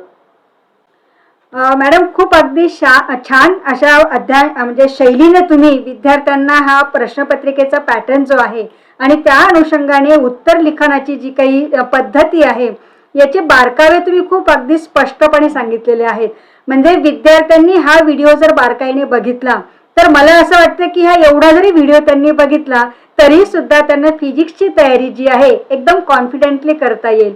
कारण फिजिक्समध्ये ज्या काही बारकावे तुम्ही जे सांगत होतात की प्रत्येक मार्क तुम्हाला गेन कसा करता येईल, म्हणजे तुम्ही फिगर काढली तरी किंवा तुम्ही त्याला लेबलिंग करणं गरजेचं आहे किंवा त्याला युनिट लिहिणं गरजेचं आहे, अशा पद्धतीने जे स्टेप्स मुलांनी फॉलो केल्या तर मला असं वाटतं की विद्यार्थ्यांना ते चांगल्या पद्धतीने आत्मसात करता येईल आणि प्रत्येक थेअरीचा पेपर जो आहे म्हणजे त्यांचे युनिट वाईज जे काही पेपर आहेत तर ते त्यांना चांगल्या पद्धतीने सादर करता येतील असं मला वाटतं आहे. आणि अजून एक फिजिक्सच्या अँगलने मला असं वाटतं आहे की त्याचे सायन्स वगैरे जे आहेत किंवा जे अल्फाबेट यूज केलेले आहेत मग ते कॅपिटल आहेत की स्मॉल आहेत, मग कुठे नेमके कॅपिटल वापरायचे कुठे स्मॉल आहेत हे सुद्धा विद्यार्थ्यांनी लक्ष ठेवणं अतिशय गरजेचं आहे. कारण थोडं जरी आता लिखाणामध्ये कॅपिटलचा स्मॉलचा कॅपिटल झाला किंवा तिथे मुलांचे मार्क जाऊ शकतात. पण आपण जे काही आता सादरीकरण केलेलं आहे ते सादरीकरण इतकं उत्कृष्ट होतं आणि फिजिक्सच्या दृष्टिकोनातून जर विचार केला की अगदी टू द पॉइंट, म्हणजे स्केल इकडे तिकडे कुठेही गेलेलं नाहीये, अगदी स्केलमध्ये आपण ते बसवलेलं आहे आणि छान मार्गदर्शन आपण विद्यार्थ्यांना केलेलं आहे. मला अजून एक शेवटचा असा एक प्रश्न विचारायचा आपल्याला की एकूणच हा फिजिक्सचा अभ्यास करत असताना मुलांनी आणखी कुठली काळजी घेणं गरजेचं आहे? आणखी काळजी म्हटलं तर आता तुम्ही जवळजवळ सगळे पॉइंट्स त्या ठिकाणी कव्हर केलेले आहेत. तेच पॉइंट जर मुलांनी थोडस काय म्हणू आपण थोडा वेळ देऊन त्याच्यावरच कॉन्सन्ट्रेशन केलं तर काय म्हणू आपण एक जो प्रश्न आहे तोच त्यांनी 2-3 वेळा जर रिपीट केला, मॅक्झिमम ऑब्जेक्टिव्ह त्यांनी सॉल्व्ह केले आणि वाचन केलं तर त्यांना नक्कीच फायदा होईल असं मला वाटतं. हा बरोबर. कारण त्याच्या अनुषंगाने पालकांना सुद्धा एक आपण काय संदेश देऊ इच्छिता, कारण शेवटी कसं आहे की आता वर्षभर विद्यार्थी आणि पालक जवळपास अगदी समोरासमोर आहेत आणि पालकांना पण माहिती आहे की आपल्या पाल्याची क्षमता काय आहे, पण तरी सुद्धा काही वेळेला कळत न कळत आपल्या काही अपेक्षा थोड्याशा वाढतात आणि मग माझ्या मुलाने इतकं स्कोअर केलं पाहिजे तितकं स्कोअर केलं पाहिजे असं होतं. पण तरी सुद्धा आपण पालकांना काय संदेश द्याल? हो, तुम्ही म्हणता त्याप्रमाणे पालकांच्या अपेक्षा ह्या नक्कीच असणार आहेत. मी पालकांना एवढं सांगू इच्छिते की आपल्या मुलांवर आपला विश्वास असला पाहिजे आणि आताची जी परिस्थिती आहे त्यानुसार आपण म्हणू की मुलांना आपण धीर दिला पाहिजे, मुलांचं मनोबल आपण वाढवलं पाहिजे की आता परीक्षा जवळ येऊन ठेपलेल्या आहेत आणि वर्षभराची परिस्थिती आपल्याला माहिती आहे. त्यानुसार तुला जेवढं शक्य आहे, तुला जेवढे प्रयत्न करता येतील तेवढे प्रयत्न तू त्या ठिकाणी कर, यश तुला मिळणारच आहे. एवढी पाठीवरती त्याच्या काय म्हणू आपण त्याला आधाराची एक थाप आपण त्याच्या पाठीवरती सदैव ठेवलीच पाहिजे. ऑटोमॅटिक त्या मुलाचं मनोबल वाढतं, तो टेन्शन फ्री राहतो आणि नक्कीच तो काय म्हणू आपण या ऑफलाईन एक्झामला सामोरं जाईल आणि पालकांच्या अपेक्षा पूर्ण करण्याचा प्रयत्न करेल. बरोबर, कारण की शेवटी हा आधार, मानसिक आधार जो आहे तो अतिशय महत्वाचा आहे आणि मुलांना जेवढा त्या मानसिक आधार आपण देऊ पालक या नात्याने, तेवढेच विद्यार्थी पण चांगले खुलतील आणि परीक्षेला आनंदाने विद्यार्थी सामोरे जाऊ शकतील. एकूणच मॅडम, आपण ह्या इयत्ता 10वी-12वी परीक्षा विषयक कार्यक्रमात येऊन आपण फिजिक्सच्या अनुषंगाने विद्यार्थ्यांना जे अगदी खूप छान बारकावे असे सांगितलेले आहेत, म्हणजे प्रत्येक स्टेप बाय स्टेप आपण जेव्हा जात होता तर अक्षरशः की इतकं असं वाटत होतं की आपल्याला शुअरली हे मार्क आता मिळणार आहेत, इतका कॉन्फिडंट आपल्या बोलण्यातून आम्हाला जाणवत होता आणि विद्यार्थ्यांना सुद्धा निश्चितच तो जाणवणार आहेत. आणि म्हणून आपण या कार्यक्रमात येऊन विद्यार्थ्यांना जे सखोल मार्गदर्शन केलं त्याबद्दल एजस्ट्रीम या युट्यूब चॅनल तर्फे मॅडम आपले खूप खूप आभार. आणि मॅडम, मलाही मनस्वी फार आनंद होतोय की पहिल्यांदा मी अशा प्रकारचा युट्यूबला एक व्हिडिओ शेअर केलेला आहे. त्याच्या मागे माझ्या मैत्रिणीचं सहकार्य आहे, माझ्या घरातल्या मेंबरचा पूर्णपणे सपोर्ट मला आहे आणि सगळ्यात महत्त्वाचं म्हणजे ही संधी मला तुमच्यामुळे मिळालेली आहे. तुमचेही मनापासून मी आभार मानते. Thank you madam, thank you madam, thank you. आताच आपल्याला सौ दिघे मॅडम यांनी फिजिक्स या विषयाबद्दलची जी माहिती सांगितलेली आहे की क्वेश्चन पेपर पॅटर्न नुसार विचारले जाणारे जे काही प्रश्न आहेत किंवा दिले जाणारे जे काही गुणदान आहे त्या अनुषंगाने मॅडमने काही छोटे छोटे प्रश्न जे घेतलेले आहेत, म्हणजे 4 मार्काचे असतील, 3 मार्काचे असतील, 2 मार्काचे असतील, तर हे प्रश्नांचं उत्तराचं लिखाण जे आहे हे कशा पद्धतीने करणं गरजेचं आहे किंवा तुमच्या स्टेप्स कशा येणं गरजेचं आहे, कुठे कसा फॉर्म्युला यूज तुम्हाला करायचा आहे, कुठे कसं युनिट तुम्हाला द्यायचं आहे, हे सगळे बारीक बारीक मुद्दे जे आहेत ते आपल्याला स्पष्ट करून सांगण्याचा मॅडमने छानपणे प्रयत्न हा केलेला आहे. कारण शेवटी ह्या ज्या काही बारीक सारीक गोष्टी ज्या असतात जे आपले मार्क देऊन जातात आणि ह्या बारीक सारीक गोष्टी जर थोडा विसरला तर मार्क सुद्धा आपण कसे गमावतो आहोत याचं छान उदाहरण मॅडमने आपल्या पुढे ठेवलेलं आहे.